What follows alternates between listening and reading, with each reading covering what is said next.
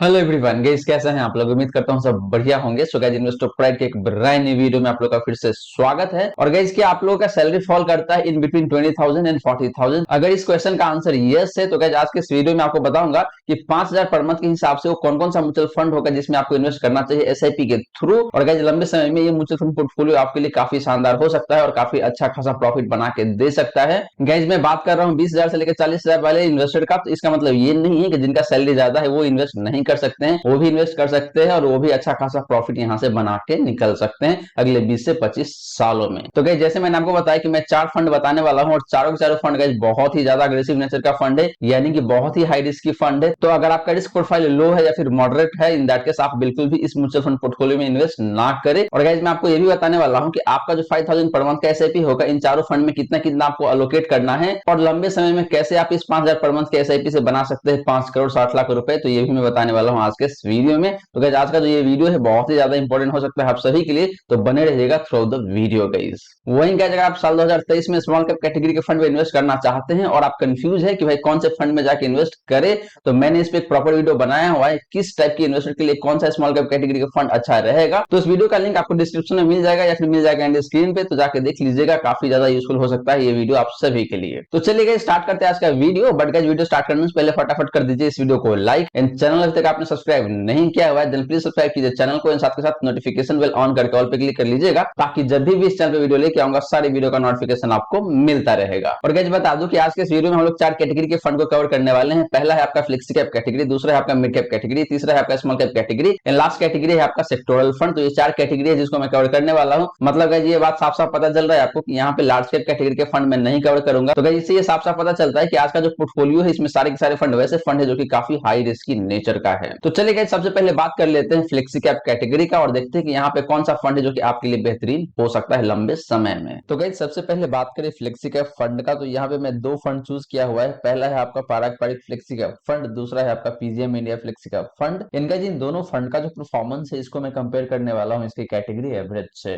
तो बात करें गाइस लास्ट 1 ईयर का परफॉर्मेंस का, तो पारंपरिक फ्लेक्सी कैप फंड का जो परफॉर्मेंस है पिछले 1 सालों में वो दिखेगा आपको यहाँ पे 0.9% का नेगेटिव रिटर्न है गाइस। बात करें guys PGM India flexi cap fund का, तो इस फंड का जो परफॉर्मेंस है पिछले 1 सालों में वो काफी खराब दिखेगा, नेगेटिव 4.45% का। इन बात करें गाइस कैटेगरी एवरेज का, तो कैटेगरी एवरेज का जो परफॉर्मेंस है पिछले 1 सालों का वो है आपका नेगेटिव 0.32% का। तो गाइस, पिछले 1 साल में देखें तो दोनों ही फंड ने अपने कैटेगरी एवरेज को अंडर परफॉर्म किया हुआ है। स्पेशली अगर आप बात करते हैं पीजीएम इंडिया फ्लेक्सी का फंड का, तो इस फंड का जो परफॉर्मेंस है पिछले 1 सालों में वो काफी खराब देखने को मिलेगा गाइस। बट गाइस, बात करें पारंपरिक फ्लेक्सी का फंड का, तो इस फंड का परफॉर्मेंस उतना बेहतर नहीं है लेकिन रिलेटिवली ज्यादा बेहतर है अगर आप कंपेयर करते हैं पीजीएम इंडिया फ्लेक्सी का फंड से। तो बात करें गाइस लास्ट 3 ईयर का, तो लास्ट 3 ईयर के केस में देखें तो पारंपरिक फ्लेक्सी का फंड का जो परफॉर्मेंस है वो काफी शानदार देखने को मिल जाएगा। ऑलमोस्ट देखें तो 22% का रिटर्न है। पीजीएम इंडिया फ्लेक्सी का फंड की बात करें गाइस, तो इस फंड का परफॉर्मेंस काफी बेहतर दिखेगा पिछले 3 सालों में, ऑलमोस्ट 22% का। एंड बात करें गाइस कैटेगरी एवरेज का, तो इसका जो परफॉर्मेंस है पिछले 3 सालों का वो निकल के आता है आपको मोटा मोटी देखे तो 15.5% का। तो गाइस, पिछले 3 साल में देखे तो दोनों ही फंड का परफॉर्मेंस काफी शानदार देखने को मिल रहा है। इन अपने कैटेगरी एवरेज को काफी अच्छे खासे मार्जिन से आउट परफॉर्म किया हुआ है। लेकिन अगर आप बात करते हैं बेस्ट फंड का, तो गाइस यहाँ पे थोड़ा सा मुश्किल हो रहा है कि कौन सा फंड बेस्ट है, क्योंकि दोनों ही फंड का रिटर्न देखे तो मोटा मोटी सिमिलर लाइन पे ही है। तो दोनों फंड काफी सही दिख रहा है पिछले 3 सालों में। वही बात करेगा लास्ट 5 ईयर का, तो लास्ट 5 ईयर में देखे तो पारंपरिक फ्लेक्सी का फंड का जो परफॉर्मेंस है वो काफी शानदार दिखने को मिल जाएगा। ऑलमोस्ट देखे तो 17.5% के आसपास का रिटर्न है। बात करेगा इस पीजीएम इंडिया फ्लेक्सी का फंड का, तो इस फंड का जो परफॉर्मेंस है पिछले 5 सालों का वो निकल के आता है यहाँ पे मोटा मोटी देखे तो 15.5-16% का। लास्टली बात करेगा इस कैटेगरी एवरेज का, तो इसका जो परफॉर्मेंस है पिछले 5 सालों का वो है आपका 11.9% का, ऑलमोस्ट 12% कह सकते हैं आप। तो गाइस लास्ट 5 केस में भी देखे तो आपका जो पारंपरिक फ्लेक्सी का फंड है इसका परफॉर्मेंस ज्यादा बेहतर दिख रहा है both in comparison with PGIM India flexi का fund in category average guys. तो गाइस, ये रही बात आपका इन दोनों फंड का हिस्टोरिकल परफॉर्मेंस का। और गाइस यहाँ पे देखे तो अक्रॉस द टाइम फ्रेम आपका जो पारंपरिक फ्लेक्सी का फंड है इसका परफॉर्मेंस ज्यादा बेहतर दिख रहा है। हालांकि पीजीएम इंडिया फ्लेक्सी का फंड का पिछले 3 साल और पिछले 5 साल का रिटर्न काफी सही है, लेकिन लास्ट 1 ईयर में देखे तो इस फंड ने अपने कैटेगरी एवरेज को भी अंडर परफॉर्म किया हुआ है एंड पारंपरिक फ्लेक्सी का फंड को भी अंडर परफॉर्म किया हुआ है गाइस। वहीं गाइस बात करें रिस्क फैक्टर का, तो सबसे पहले बात करते हैं स्टैंडर्ड डिवीजन का। तो यहाँ पे देखे तो पारंपरिक फ्लेक्सी का फंड का जो स्टैंडर्ड डिवीजन है वो आपका 17.09 का। पीजीएम इंडिया फ्लेक्सी का फंड की बात करें गाइस, तो इस फंड का जो स्टैंडर्ड डिवीजन निकल के आता है वो आपके यहाँ पे मोटा मोटी देखे तो 21 का। एग्जैक्टली अगर बात करें तो 20.79 का। लास्टली बात करेंगे इस कैटेगरी एवरेज का, तो इसका जो स्टैंडर्ड डिवीजन निकल के आता है वो है आपका 20.39 का। तो गाइस स्टैंडर्ड डिवीजन के मामले में देखें तो आपका जो पारंपरिक फ्लेक्सी का फंड है ये ज्यादा बेहतर दिख रहा है, क्योंकि इस फंड का स्टैंडर्ड डिवीजन सबसे कम है। और गाइस हमेशा ये माना जाता है कि जिस फंड का स्टैंडर्ड डिवीजन जितना कम होता है उतना ही बेहतर होता है। ऐसा क्यों? ऐसा इसलिए कि स्टैंडर्ड डिवीजन कम है एक फंड का, तो इससे ये पता चलता है कि उस फंड का जो रिटर्न है उसमें बहुत कम वोलेटिलिटी रहता है। वहीं स्टैंडर्ड डिवीजन ज्यादा होता है एक फंड का, इसका मतलब ये है कि उस फंड का रिटर्न का वोलेटिलिटी ज्यादा रहता है गाइस। तो इसीलिए जिस फंड का स्टैंडर्ड डिवीजन कम होता है वो फंड ज्यादा अच्छा माना जाता है गाइस। और जैसे मैंने आपको बताया कि पारंपरिक फ्लेक्सी का फंड का स्टैंडर्ड डिवीजन सबसे कम है, तो ये फंड ज्यादा बेहतर दिख रहा है in term of standard division guys. बात करेंगे साफ रेशियो का, तो साफ रेशियो के केस में देखें तो पारंपरिक फ्लेक्सी का फंड का जो साफ रेशियो निकल के आता है वो आपको 0.82 का।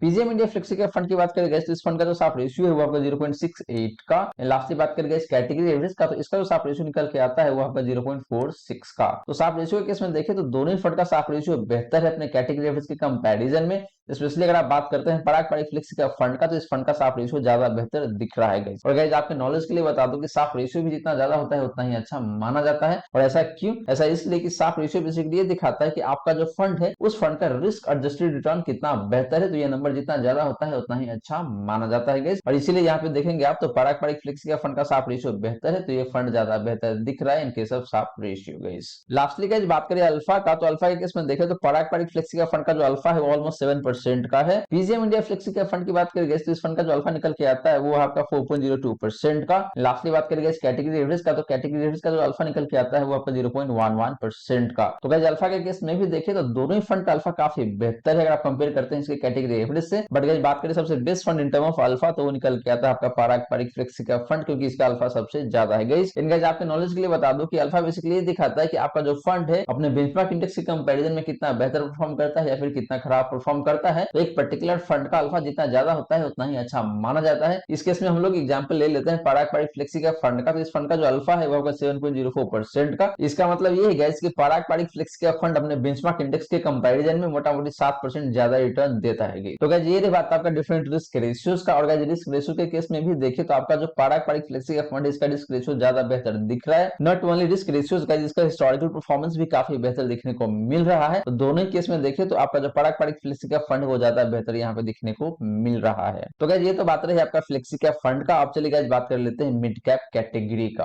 तो गाइस बात करें मिड कैप फंड का, तो यहाँ पे जो पहला फंड मैंने चूज किया हुआ है वो है आपका PGIM India mid cap fund. Second fund है आपका यहाँ पे कोटक इमर्जिंग इक्विटी फंड। यानी गाइस इन दोनों फंड का जो परफॉर्मेंस है इसको मैं कंपेयर करने वाला हूँ इसके कैटेगरी एवरेज से। तो बात करें गाइस लास्ट 1 ईयर का, तो लास्ट 1 ईयर के केस में देखे तो PGM India mid cap fund का जो परफॉर्मेंस है वो यहाँ पे दिखेगा आपको 0.14% का। कोटक इमर्जिंग इक्विटी फंड की बात करें गाइस तो इस फंड का जो परफॉर्मेंस है पिछले 1 सालों का वो काफी शानदार देखने को मिल जाएगा। मोटा-मोटी देखे तो 7.5% का रिटर्न है। एंड बात करेंगे इस कैटेगरी एवरेज का, तो इसका जो परफॉर्मेंस है पिछले 1 सालों का वो है आपका 5.52% का। तो गाइस लास्ट 1 ईयर में देखे तो आपका PGIM India mid cap fund ने अपने category average as well as Kotak emerging equity fund दोनों को ही अंडर परफॉर्म किया हुआ है, जो कि अच्छी बात बिल्कुल भी नहीं है। वहीं अगर आप बात करते हैं कोटक इमर्जिंग इक्विटी फंड का, तो इस फंड का जो परफॉर्मेंस है वो बेहद ही शानदार दिख रहा है पिछले 1 सालों में। गई बात करेंगे लास्ट 3 ईयर का, तो लास्ट 3 ईयर के केस में देखे तो PGM India mid cap fund का जो परफॉर्मेंस है वो बेहद ही शानदार देखने को मिल जाएगा। मोटा-मोटी देखे तो 31.61% का। कोटक इमर्जिंग इक्विटी फंड की बात करेंगे तो इस फंड का जो परफॉर्मेंस है पिछले 3 सालों में ये भी काफी सही देखने को मिल जाएगा। ऑलमोस्ट देखे तो 22% का रिटर्न है। यानी बात करेंगे इस कैटेगरी एवरेज का, तो इसका जो परफॉर्मेंस है पिछले 3 सालों का वो निकल के आता है यहाँ पे 21% का। तो गाइस लास्ट 3 ईयर में देखे तो दोनों ही फंड का जो परफॉर्मेंस है वो बेहतर है इन comparison with category average. Specially अगर आप बात करते हैं PGM India mid cap fund का, तो इसका परफॉर्मेंस ज्यादा बेहतर दिख रहा है पिछले 3 सालों में। सिमिलरली गाइस बात करें लास्ट 5 ईयर का, तो लास्ट 5 के केस में देखे तो PGM India mid cap fund का जो परफॉर्मेंस है वो काफी शानदार देखने को मिल जाएगा। ऑलमोस्ट देखे तो 19% का। एग्जैक्टली अगर बात करें तो 19.24% का। कोटक इमर्जिंग इक्विटी फंड की बात करें तो इस फंड का जो परफॉर्मेंस है पिछले 5 सालों का वो है आपके यहाँ पे 15.4% का। लास्टली बात करें इस कैटेगरी एवरेज का, तो इसका जो परफॉर्मेंस है पिछले 5 सालों का वो निकल के आता है यहाँ पे आपको 13.33% का। तो guys similar to last 3 year last 5 year के केस में भी देखिए तो दोनों ही फंड का जो परफॉर्मेंस है वो बेहतर है कैटेगरी एवरेज के कंपैरिजन में। स्पेशली अगर आप बात करते हैं PGM India mid cap fund का, तो इस फंड का जो परफॉर्मेंस है पिछले 5 सालों में वो काफी शानदार देखने को मिल रहा है गाइस। तो गाइस ये तो बात रही इन दोनों ही फंड का हिस्टोरिकल परफॉर्मेंस का। तो गाइस यहाँ पे देखे तो PGM India mid cap fund का परफॉर्मेंस पिछले 3 सालों में एंड पिछले 5 सालों में काफी शानदार दिखने देखने को मिल रहा है। वहीं बात करते हैं कोटक इमर्जिंग इक्विटी फंड का, तो इस फंड का performance across the time frame काफी सही है। हालांकि पिछले 5 सालों में इस फंड ने उतना अच्छा परफॉर्म नहीं किया हुआ है। पिछले 3 सालों में भी देखे तो इस फंड ने मोटामोटी 10 से 11% कम परफॉर्म करके दिया हुआ है PGM India mid cap fund के कंपैरिजन में गाइस। तो गाइस परफॉर्मेंस के मामले में देखे तो दोनों ही फंड मुझे सही दिख रहा है, कहीं कोई दिक्कत वाली बात लग नहीं रहा है यहाँ पे। वही गाइस बात करें रिस्क फैक्टर का, तो सबसे पहले बात करते हैं स्टैंडर्ड डिवीजन का। तो यहाँ पे देखिए तो PGM India mid cap fund का स्टैंडर्ड डिवीजन का जो थोड़ा सा हायर साइड में देखने को मिल जाएगा 21.2 का। कोटक इमर्जिंग इक्विटी फंड की बात करेंगे इस फंड का डिवीजन थोड़ा सा लोअर साइड में दिखेगा 19.03 का। एंड बात करेंगे इस कैटेगरी एवरेज का, तो कैटेगरी एवरेज का डिवीजन निकल के आता है वो आपको 19.35 का। तो गाइस स्टैंडर्ड डिवीजन के केस में देखिए तो कोटक इमर्जिंग इक्विटी फंड का स्टैंडर्ड डिवीजन सबसे कम है, जो कि काफी अच्छी बात है। और एक फंड का स्टैंडर्ड डिवीजन कम होना क्यों आपके लिए अच्छा होता है ये मैंने आपको ऑलरेडी बता रखा है गाइस। तो यहाँ पे देखिए तो आपका कोटक इमर्जिंग इक्विटी फंड ज्यादा बेहतर दिखता है in case of standard division guys. बात करें गाइस साप रेशियो का, तो साप रेशियो केस में देखे तो PGM India mid cap fund का जो साप रेशियो है गाइस वो आपका 1.03 का। कोटक इमर्जिंग इक्विटी फंड की बात करेंगे इस फंड का जो साफ रेशियो है वो आपका 0.71 का। एंड बात करेंगे इस कैटेगरी एवरेज का, तो इसका जो साफ रेशियो निकल के आता है वो आपका 0.66 का। तो गाइस साफ रेशियो के केस में देखिए तो आपका जो PGM India mid cap fund है इसका साफ रेशियो ज्यादा बेहतर दिख रहा है अगर आप इसको कंपेयर करते हैं कोटक इमर्जिंग इक्विटी फंड से या फिर कैटेगरी एवरेज से। तो लास्टली गाइस बात करें अल्फा का, तो अल्फा के केस में देखिए तो PGM India mid cap fund का जो अल्फा है वो काफी सही दिखेगा 7.38% का। कोटक इमर्जिंग इक्विटी फंड की बात करें इस फंड का जो अल्फा है वो काफी कमजोर दिखेगा 0.51% का। एंड लास्टली बात करें इस कैटेगरी एवरेज का, तो इसका जो अल्फा निकल के आता है वो आपका 1.18% का।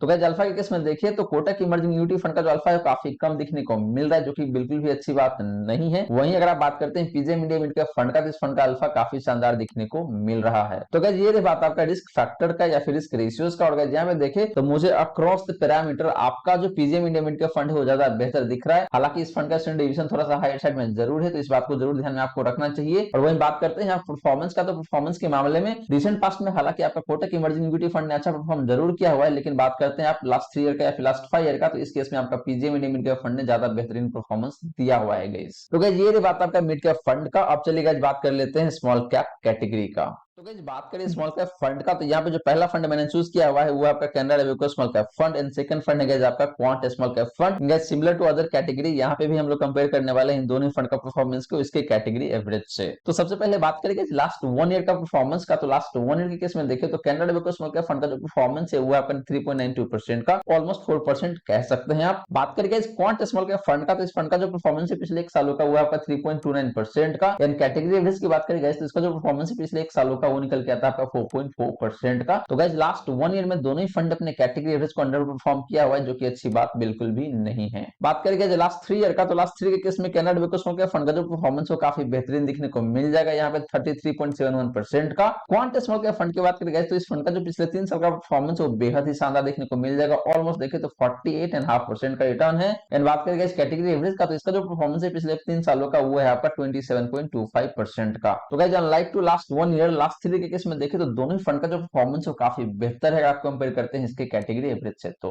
स्पेशली अगर आप बात करते हैं क्वांट स्मॉल कैप फंड का, तो इस फंड का जो परफॉर्मेंस है जो बेहद ही शानदार है, ऑलमोस्ट 48% का पिछले 3 सालों में। वहीं बात करेंगे लास्ट 5 ईयर का, तो लास्ट 5 ईयर में देखे तो Canara Robeco small cap fund का कोई डेटा ही नहीं है, क्योंकि ये फंड 5 साल पुराना है ही नहीं, तो इसलिए आपको यहाँ पे एनए दिखने को मिल जाएगा। बात करेंगे इस क्वांट स्मॉल कैप फंड का, तो इस फंड का जो परफॉर्मेंस है पिछले 5 सालों का वो बेहद ही शानदार देखने को मिल जाएगा, ऑलमोस्ट 24.5% का। लास्टली बात करेंगे इस कैटेगरी एवरेज का, तो इसका जो परफॉर्मेंस है पिछले 5 सालों का वो निकल के आता है यहाँ पे 13.37% का। तो गाइस लास्ट 5 ईयर में देखें तो अनडाउटेडली आपका जो क्वांट स्मॉल कैप फंड है इसका परफॉर्मेंस काफी शानदार देखने को मिल रहा है। तो गाइस ये बात आपका इन दोनों फंड का हिस्टोरिकल परफॉर्मेंस का। और गाइस यहाँ पे देखें तो across the time frame quant small cap fund का जो परफॉर्मेंस है वो बेहद ही शानदार देखने को मिल रहा है। हालांकि Canara Robeco small cap fund का जो लास्ट 3 ईयर का परफॉर्मेंस है वो भी काफी शानदार देखने को मिल रहा है गाइस। वही गाइस बात करें रिस्क फैक्टर का, तो सबसे पहले बात कर लेते हैं स्टैंडर्ड डिवीजन का। तो Canara Robeco small cap fund का जो स्टैंडर्ड डिवीजन गाइस वो आपका 20.54 का। क्वांट स्मॉल कैप फंड की बात करें तो इस फंड का जो स्टैंडर्ड डिवीजन है थोड़ा सा हायर साइड में जरूर देखने को मिल जाएगा 23.87 का। एंड बात करें इस कैटेगरी एवरेज का, तो इसका जो स्टैंडर्ड डिवीजन निकल के आता है आपका 19.62 का।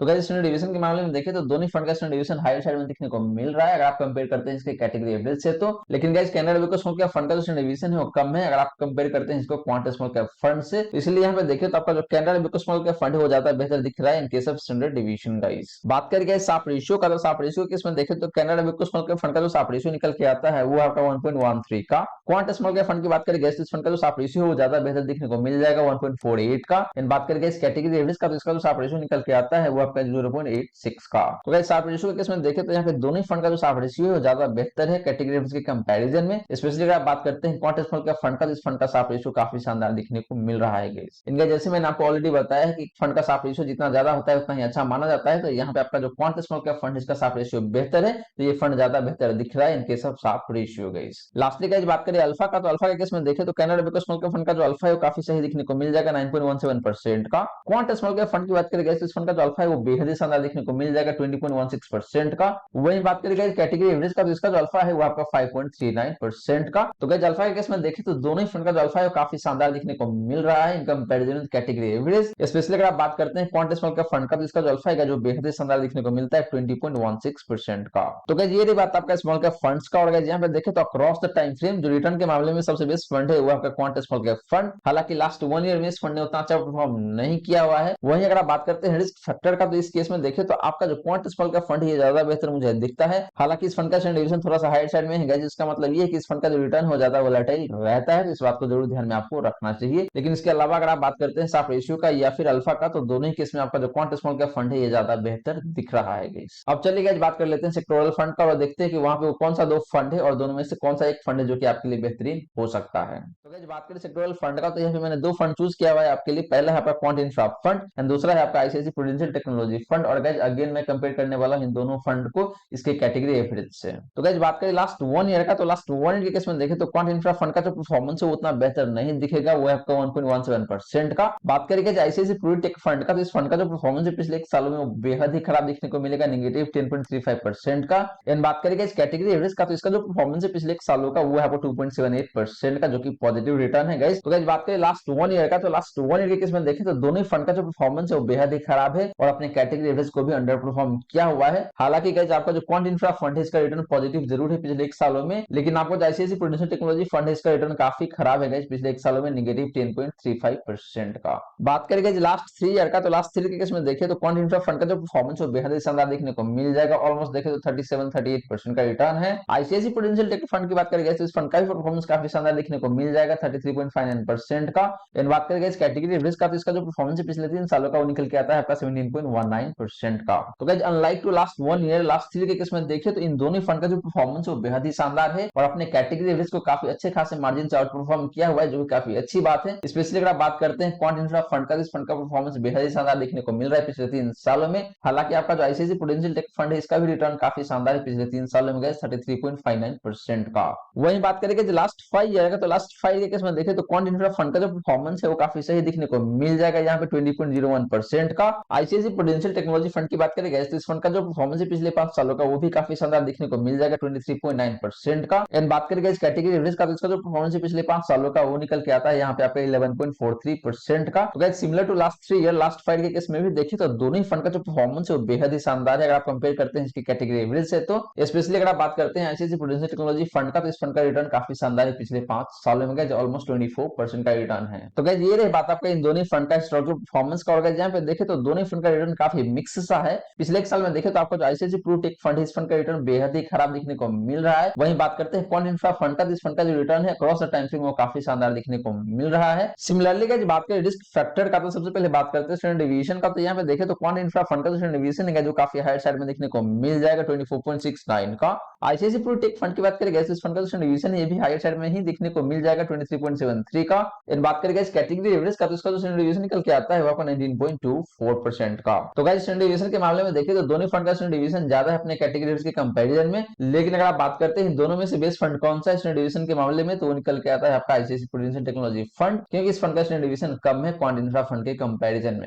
इनके जैसे मैंने आपको बताया कि जिस फंड का स्टैंडर्ड डिवीजन जितना कम होता है उतना ही अच्छा होता है एक इन्वेस्टर के लिए। बात करें गाइस साफ रेशियो का, तो साफ रेशियो के केस में देखें तो क्वांट इंफ्रा फंड का जो साफ रेशियो है जो काफी सही दिखने को मिल जाएगा 1.14 का। आईसीआईसी प्रूडेंशियल टेक्नोलॉजी फंड की बात करें इस फंड का जो साफ रेशियो है वो निकल के आएगा 0.98 का। लास्टली बात करें इस कैटेगरी एवरेज का, तो इसका जो साफ रेशियो निकल के आता है वो आपका 0.46 का। तो गाइस साफ रेशियो के केस में देखें तो दोनों फंड का जो साफ रेशियो है काफी शानदार दिखने को मिल रहा है अगर आप कंपेयर करते हैं इसके कैटेगरी एवरेज से। तो स्पेशली अगर आप बात करते हैं क्वांट इंफ्रा फंड का, तो इसका साफ रेशियो काफी शानदार दिखने को मिल रहा है गाइस। इनका जैसे मैंने आपको ऑलरेडी बताया कि जिस फंड का साफ रेशियो जितना ज्यादा होता है उतना ही अच्छा माना जाता है। तो यहाँ पे देखें तो आपका जो क्वांट इंफ्रा फंड है ज्यादा ज्यादा बेहतर दिख रहा है इनके सब साफ रेशियो गाइस। लास्टली गाइस बात करें अल्फा का, तो अल्फा के केस में देखें तो क्वांट इंफ्रा फंड का जो अल्फा है जो बेहद ही शानदार देखने को मिल जाएगा 20.02% का। आईसीआईसी प्रूडेंशियल टेक्नोलॉजी फंड की बात करें गाइस, इसका जो अल्फा निकल के आता है वो आपका 7.59% का। वहीं बात करें गाइस कैटेगरी रिस्क का, तो इसका जो अल्फा निकल के आता है वो आपका 2.6% का। तो गाइस अल्फा के केस में भी देखिए तो दोनों ही फंड का जो अल्फा है वो बेहद ही शानदार है इन comparison with category average. Specially अगर आप बात करते हैं क्वांट इंफ्रा फंड का, इस फंड का जो अल्फा है जो बेहद ही शानदार है यहाँ पे 20% का।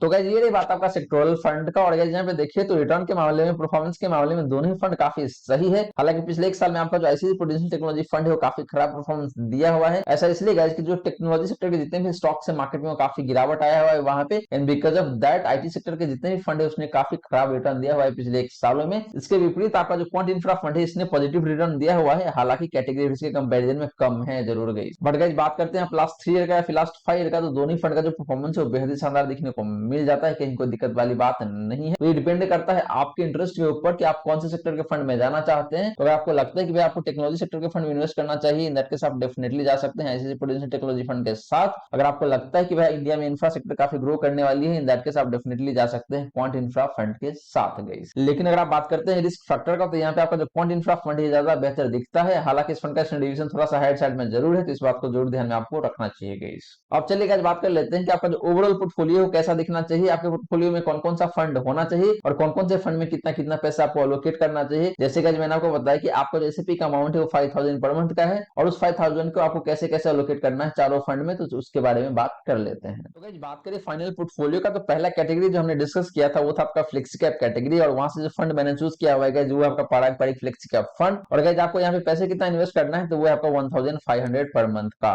सेकंड कैटेगरी जो हमने डिस्कस किया था गाइस वो था आपका मिड कैप कैटेगरी, और यहाँ पे जो फंड मैंने चूज किया हुआ है वो आपका PGA media mid cap fund, और यहाँ पे जो अमाउंट आपको इन्वेस्ट करना है गाइस वो आपका 1000 पर मंथ का। थर्ड कैटेगरी जो हमने डिस्कस किया था गाइस वो था आपका स्मॉल कैप कैटेगरी, और वहां से जो फंड मैंने चूज किया हुआ है वो आपका क्वांट स्मॉल कैप फंड, और यहाँ पे जो पैसे आपको इन्वेस्ट करना है गाइस वो आपका 2000 पर मंथ का। लास्ट कैटेगरी जो हमने डिस्कस किया था गाइस वो था आपका सेक्टोरल फंड का, और यहाँ से जो फंड मैंने चूज किया हुआ है गाइस वो आपका क्वांट इंफ्रा फंड, और यहाँ पे जो आपको पैसे इन्वेस्ट करना है गाइस वो आपका 500 पर मंथ का। गाइस सेक्टोरल फंड जो होता है वो बहुत ही ज्यादा रिस्की होता है, इसीलिए मैंने यहाँ पे सबसे मिनिमम एलोकेशन दिया हुआ है। और आपका जो स्मॉल कैप कैटेगरी के फंड है जिसमें सबसे हाईएस्ट एलोकेशन दिया हुआ है, तो गाइस आपका जो पोर्टफोलियो रहेगा ये काफी हाई रिस्क पोर्टफोलियो है। तो अगर आप एक लो रिस्क इन्वेस्टर है या फिर मॉडरेट रिस्की इन्वेस्टर है, इन दैट केस आपको ऐसे पोर्टफोलियो में बिल्कुल भी इन्वेस्ट नहीं करना चाहिए। और गाइस हम लोग रिस्की पोर्टफोलियो में इन्वेस्ट कर रहे हैं तो हमारा जो एक्सपेक्टेशन है रिटर्न का वो भी ज्यादा रहेगा गाइस ऐसे पोर्टफोलियो में। तो गाइस ये तो बात रही आपका फाइनल पोर्टफोलियो का। आप चलिए गाइस मैं दिखाता हूं कि आप कैसे इस 5000 पर मंथ के एसआईपी से आप बना सकते हैं मोटा मोटी 5 करोड़ 60 लाख रुपए गाइस अगले 20 से 25 सालों में। अब बात करते हैं गाइस कि 5000 पर मंथ के एसआईपी से आप कैसे बना सकते हैं 5 करोड़ 60 लाख रुपए। तो गाइस यहाँ पे आपको नॉर्मल एसआईपी करना पड़ेगा 5000 पर मंथ से। तो यहाँ पे कैसे कैसे आपको करना है वो मैं बता देता हूँ कि आपका जो मंथली इन्वेस्टमेंट है गाइस 5000 पर मंथ का एसआईपी रहेगा। आपका जो इन्वेस्टमेंट ड्यूरेशन है जो 25 साल का रहेगा यहाँ पे, और आपका जो एनुअल स्टेप अप रहेगा गाइस यानी कि साल दर साल आपको जो अपना एसआईपी अमाउंट है उसको बढ़ाना पड़ेगा 10% से। यानी कि मान के चलिए कि आप पहला साल में 5000 पर मंथ के हिसाब से एसआईपी करेंगे, अगले साल में ये बढ़ के हो जाएगा 5500 यानी कि 10% बढ़ जाएगा। उसके अगले साल में हो जाएगा 6050 यानी कि वहां से भी 10% बढ़ जाएगा। तो इस तरीके से साल दर साल आपका जो एसआईपी का अमाउंट है वो 10% बढ़ता जाएगा। तो अगर आप एक सैलरी क्लास पर्सन है और 20 से 25 साल या फिर 20 से 30 साल के बीच में पैसे कमाते हैं, तो साल दर साल अगर आपका सैलरी इंक्रीमेंट होता है 10% का, तो सिमिलर वे में आपको अपना एसआईपी अमाउंट को भी इंक्रीज करना है 10% के हिसाब से। और ये ऐसा काम आपको अगले 25 साल तक करना है। और हम लोग यहाँ पे जो रिटर्न का एक्सपेक्टेशन लेके बैठे हैं गाइस वो आपका 20% का। मैंने 20% क्यों लिया हुआ है गाइस, आप क्वेश्चन कर सकते हैं कि मैं जनरली 15% के आसपास में एक्सपेक्टेशन रखता हूं, लेकिन यहाँ पे 20% मैंने क्यों लिया हुआ है, क्योंकि हमारा जो पोर्टफोलियो है आज का ये बहुत ही हाई रिस्क पोर्टफोलियो है। और जब आप एक हाई रिस्क पोर्टफोलियो में इन्वेस्ट करते हैं तो आपका रिटर्न का जो उम्मीद है गाइस वो भी ज्यादा हो जाता है, यानी कि आपका जो रिटर्न का एक्सपेक्टेशन है वो भी बढ़ जाता है। तो इसलिए मैंने यहाँ पे 20% लिया हुआ है। तो गाइस इस तरीके से अगर आप इन्वेस्ट करेंगे अगले 25 सालों तक, तो आपका जो कॉर्पस है कितना बन के आएगा, वो आएगा आपका 5 करोड़ 60 लाख 80,387 रुपए का। आपका इन्वेस्टमेंट कितना का रहेगा, वो रहेगा आपका 59 लाख का। तो 15 लाख कितने में कन्वर्ट हो जाएगा, 5 करोड़ 60 लाख 80,387 रुपए में। और आपका रिटर्न का अमाउंट कितना बनेगा, वो बनेगा 5 करोड़ 17 लाख 9,563 रुपए का, जो कि देखे तो अपने आप में काफी ह्यूज कॉर्पस क्रिएट हो जाता है आपके 5000 पर मंथ के एसआईपी से। हाँ ये बात जरूर है कि आपको अपने एसआईपी अमाउंट को हर एक साल 10% के हिसाब से बढ़ा के चलना है, लेकिन गाइस अगर आप इस तरीके से इन्वेस्ट करते हैं तो अगले 25 सालों में आप बड़े आसानी तरीके से बना सकते हैं 5 करोड़ 60 लाख रुपए। तो गाइस ये रही सारी बातें जो हमने की आज के इस वीडियो में। और गाइस यहाँ पे मैंने आपको ये बताया